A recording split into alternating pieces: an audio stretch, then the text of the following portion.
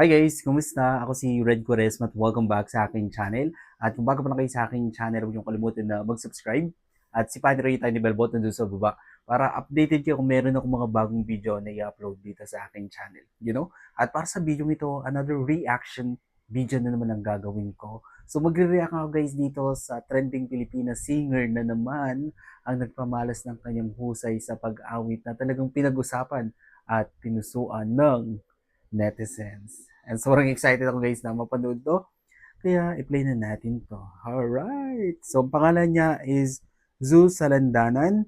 So kinanta niya dito yung original song ni Miss Regine Velasquez na Minsan Lang Kitang Iibigin. And tara i-play na natin to. So here we go.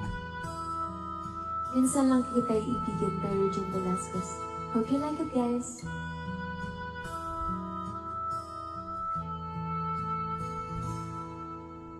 Mahal, pangako sa'yo, hindi magbabago. Ang ganda ng boses niya, no? Ikaw lang ang ibigin Okay. ko, kahit ikaw ay lumayo. Wow.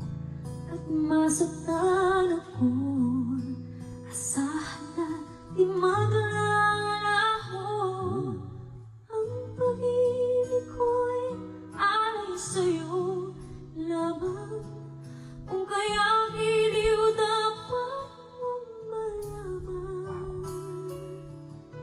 Tago sa puso. May emosyon pag kumakanta siya eh. Minsan lang kita iibigin, minsan lang kitang mamahalin. Ang lamig ng boses. Ang pagmamahal sa'yo'y walang hangganan, dahil ang minsan ay mapagkailanman.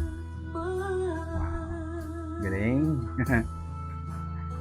Anyways, ang ganda ng voice tone niya. Ang lamig-lamig ng boses. Yung diction sobrang clear. At ang maganda sa kanya, habang kumakanta siya is may emosyon. Diba? Ang galing niya. And ang sarap-sarap pakinggan ng boses niya. Sana magkaroon pa siya ng maraming cover song, no? Kasi napakaganda ng... Ay, may nalaglag.